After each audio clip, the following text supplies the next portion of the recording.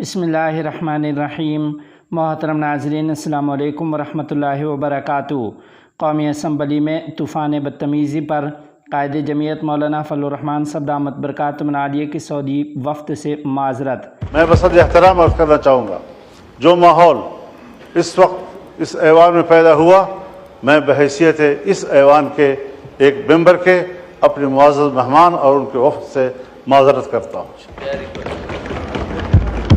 تفصیلات کے مطابق جمعیت علماء اسلام کے سربراہ مولانا فضل الرحمان نے قومی اسمبلی میں اراکین کی جانب سے شور شرابہ کیے جانے پر ایوان کی گیلری میں موجود سعودی وفد میں شامل مسجد نبوی صلی اللہ علیہ وسلم کے امام ڈاکٹر صلاح بن محمد البدیر اور دیگر سے معذرت کی ہے۔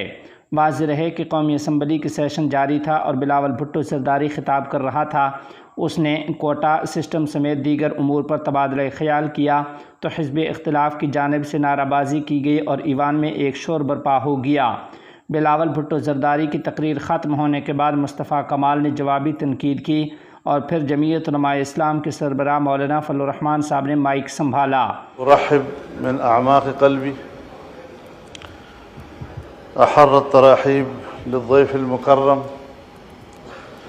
الدكتور فضيلة الشيخ صالح البدير والوفد المرافق معه ومعالي السيد السفير نواف المالكي سفير خادم الحرمين الشريفين، فضيلة الشيخ نورتم أجواء باكستان بوجودكم المبارك وشرفتم برلمان باکستان بقدومكم الميمون ومجلس الشورى، نسأل الله عز وجل أن يجعل قدومكم المبارك سببا لتزويد العلاقات بين البلدين المملكة العربية السعودية وجمهورية باکستان الإسلامية۔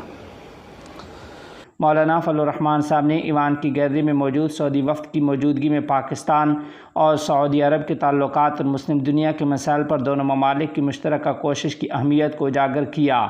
مولانا فضل الرحمان صاحب نے کہا کہ مسجد نبوی صلی اللہ علیہ وسلم کے امام ہمارے امام ہیں۔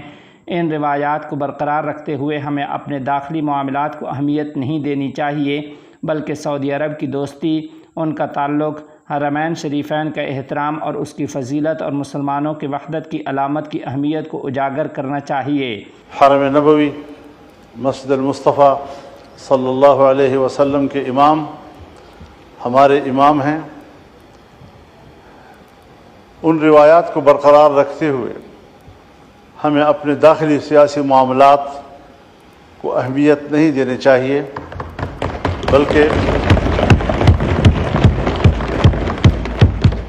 مہمان مکرم ہمیں سعودی عرب کی دوستی، ان کا تعلق، حرمین شریفین کا احترام، اس کی فضیلت اور مسلمانوں کے وحدت کی علامت، اس پر اس اہمیت کو اجاگر کرنا چاہیے۔ دونوں ملکوں کے تعلقات ہر شعبے میں باہمی تعاون، بقائے باہمی کا شعور، اس پر ہمیں گفتگو کرنی چاہیے۔ سربراہ جمعیت علماء اسلام نے کہا کہ میں سمجھتا ہوں کہ مہمان مکرم کی موجودگی دونوں ممالک کے مابین دو طرفہ تعلقات میں مزید بہتری کا باعث بنے گی۔ ہم بین الاقوامی برادری میں مسلم دنیا کا سب سے پہلا دوست سعودی عرب کو سمجھتے ہیں۔ انہوں نے کہا کہ یہ حق دیتے ہیں کہ وہ اسلامی دنیا کی قیادت کرے اور امت مسلمہ کی رہنمائی کرے۔ کشمیر، برما، غزہ اور فلسطین میں مسلمانوں کو درپیش مسائل ہیں۔ انہوں نے کہا کہ میں سمجھتا ہوں کہ اس مسئلہ کو پاکستان اور سعودی عرب مل کر عالمی سطح پر اٹھائیں اور سعودی عرب میں یہ قوت موجود ہے کہ عرب لیگ کے فورم پر ان مسائل کو اٹھائے اور مسلمانوں کے پرامن مستقبل کے لیے سوچیں۔ مولانا فضل الرحمان صاحب کا کہنا تھا کہ جو ماحول ایوان میں پیدا ہوا، میں بحیثیت رکن ایوان سعودی وفد اور ان کے مہمان سے معذرت کرتا ہوں۔